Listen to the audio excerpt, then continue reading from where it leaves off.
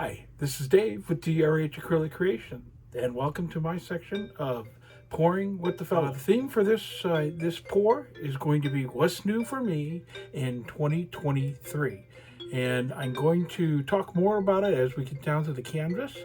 But the essence is I'm going to continue to work on my my faux pillows with the backlit look. So I'm going to spend some time here talking about the colors, and then we'll get you down to the canvas and get started. Color layers for today.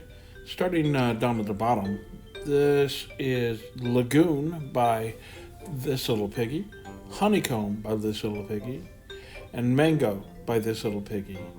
This is Cunag, Carnecano Nickel Azul Gold by Golden. Next is Blue Black, and this is Atiler Interactive. Sapphire, which is This Little Piggy. Waterfall, which is This Little Piggy. And Lakeside, which is This Little Piggy. There's a very good chance that I will add to this some interference blue. On to my cell activators. Next is Phthalo Turquoise, and that's a golden product, followed by Amsterdam Titanium White. These are mixed with 3 parts Australian Floetrol. I'll also be adding Boom Gel's Willy Wagtail Black to help with cell formation. Okay, we're going to be working on a 20 by 20 canvas today. This is PPG Multi-Pro in eggshell. I get it at Home Depot, and it's my go-to for pillow paints. There are a lot of paints I've used in the past. This one is the most economical that I've used, and I like the consistency of it. The purpose of the pillow paint is simply to give your paint, your color layers, something to float across, to slide across.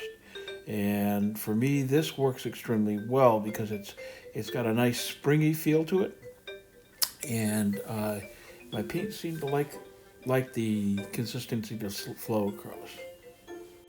This is a Carnecano Nickel Azul Gold, otherwise known as Cunag. This is by Golden. Next thing down is going to be Mango, which is a TLP, or This Little Piggy pigment, which started out as a micro powder. This is Honeycomb, also a pigment that started as a micro powder, and it was mixed with Joe Sonia varnish and then my pouring medium to make the paint. I've replaced one of my colors with this. This is Velvet. This is This Little Piggy, and it's an interference blue. This is Sapphire by This Little Piggy. It's a very, very rich, shiny blue. I did end up dropping Lagoon from the mix. Now, if you're interested at all in learning how I mix my paints, I have a link down in the description. It takes you to a set of videos that I've done. Next up is Waterfall. Again, this is by This Little Piggy. Everything you see here today is listed down in the description, where I get them and how I use them. So check it out. Next up is Lakeside. Again, This Little Piggy. These things are tricky. With pigments, you have to be very careful with them because they are very fine powder, and if you breathe them in, it's not necessarily good news. So you need to take caution when you work with pigments.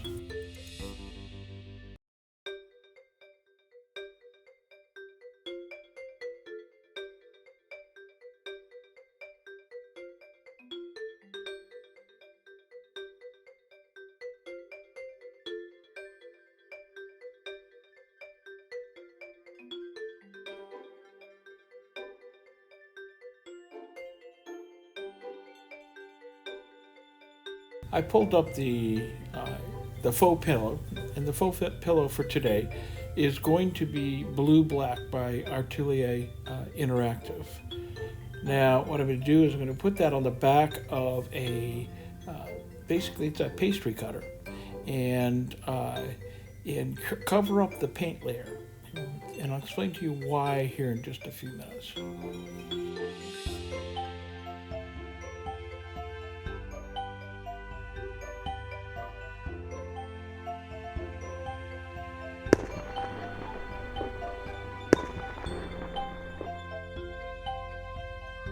Here is to get as good of coverage as I can across that color layer, and also get enough of that blue-black down that it'll stretch out to the sides.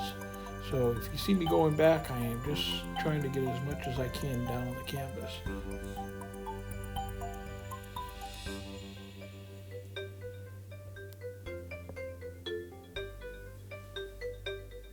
The reason I use this pastry cutter is it allows me to control where the paint's going and how much paint is actually getting laid on top of that, because it's a kind of a fine edge.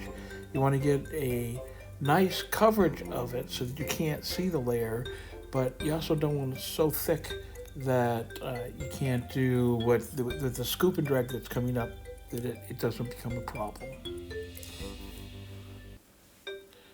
And start seeing some of the quinacridone nickel azo gold pop up, and you're getting some cells up, which is a pleasant surprise. I hadn't expected that, but it worked out in our benefit later, you'll see.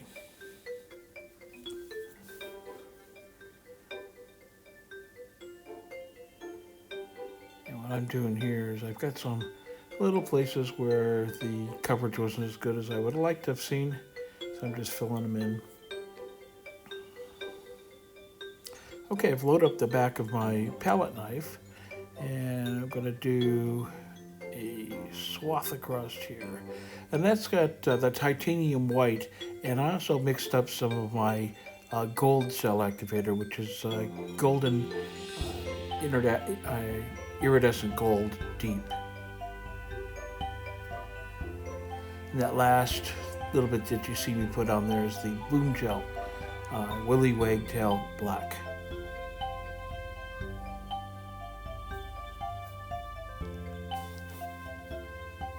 Okay, I'm letting this develop a little bit and deciding, going underneath the gold and pulling it out. I'm trying to encourage a little bit of the composition, but also to encourage that section to get some cells going. I've got quite a few cells here. Now by scooping and dragging here, I'm going under the paint and grabbing the color layer to pull it out, like you see there with the Q-neck. I'm trying not to do as much of the white and concentrating getting the color layer only.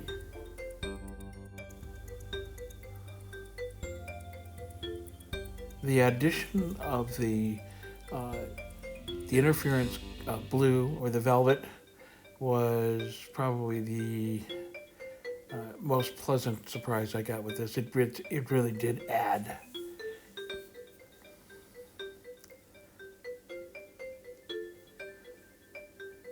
Okay, now it's time to start moving the paint around.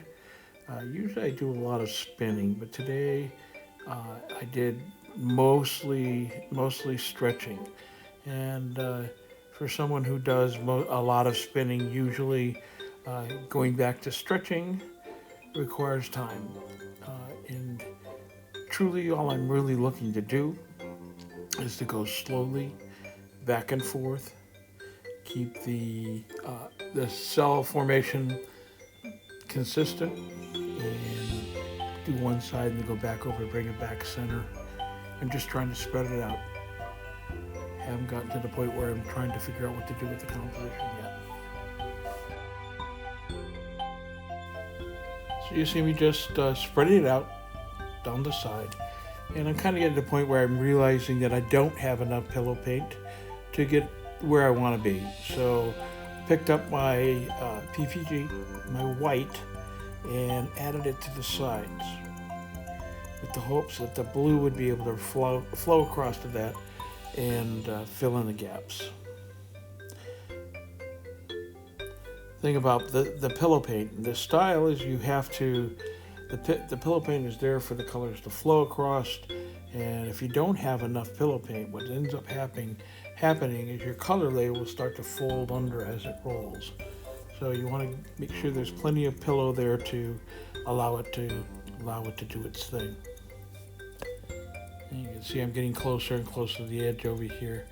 My pillow just went off, the full pillow just went off the side there. Probably a little sooner than I really wanted to go, because once that happens, then it's anchored. But it all works out at the end.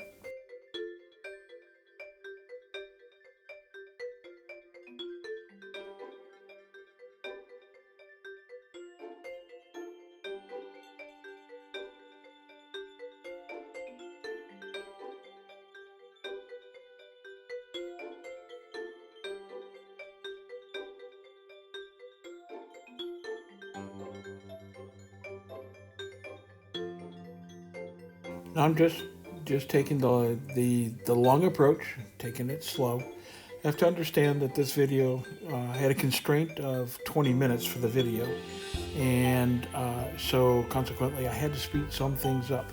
It's the reason why I'm not doing the voiceover while I painted.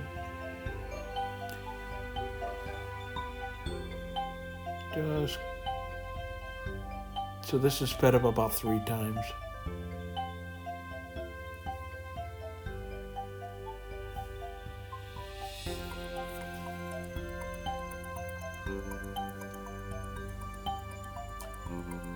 And I guess I'm adding a little bit more of the blue-black here to be able to extend that out to the edges.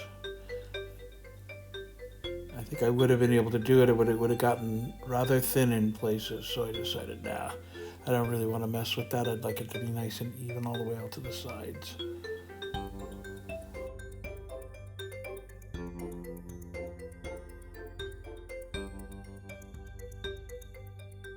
Really excited to have been invited to participate with Pouring with the fellas for this collaboration today. And I invite you to go down to the description below and check out all of the participants in today's collaboration. Between all the guys here, this is a wealth of information, and you'll find whatever your taste in fluid art, you're going to find somebody who is doing that. So please do check it out.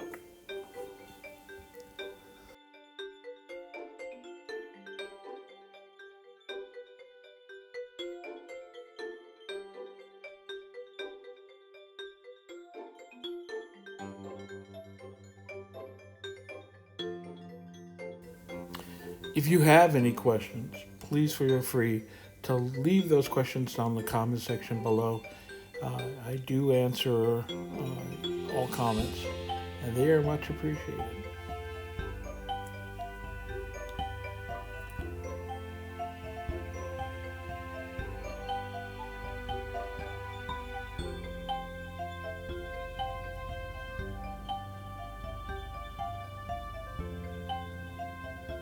Getting pretty good coverage there.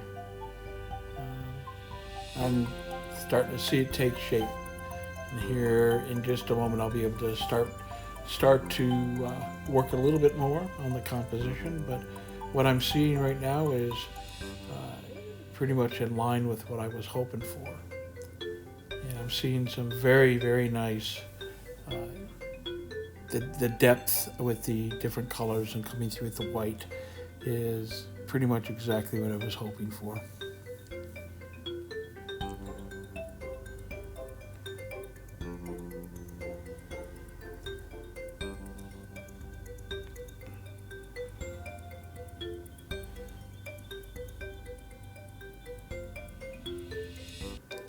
You can see I have just a couple corners there that are going to take a little bit of TLC to get them covered up. And I think I'll end up pulling up the blue-black and covering them up, just giving a little bit more paint.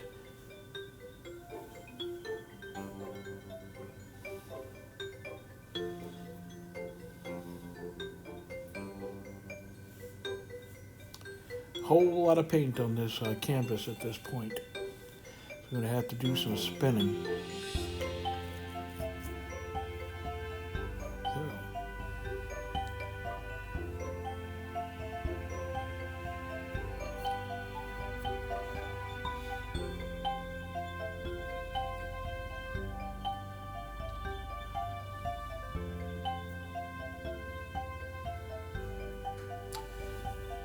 Once you start spinning, The goal on spinning is to get paint off and to open up the cells that are there. Generally, because of the nature of centrifugal force, what's in the middle will move out. So anything close to the edges usually spins off. So that's the reason I generally spin sooner. But playing a different gig on this one, playing it a little bit different. So doing a lot more stretching on this.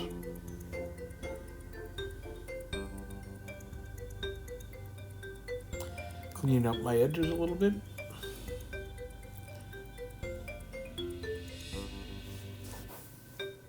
We're getting real close, folks.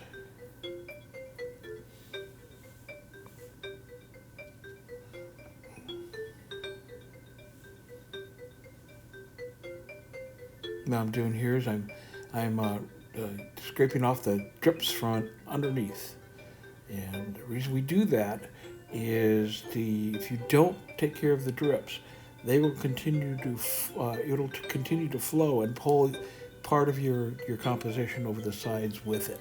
So once you get to the point where you're happy with what you have, it's important to stop those drips, or at least clean up those drips so they don't pull.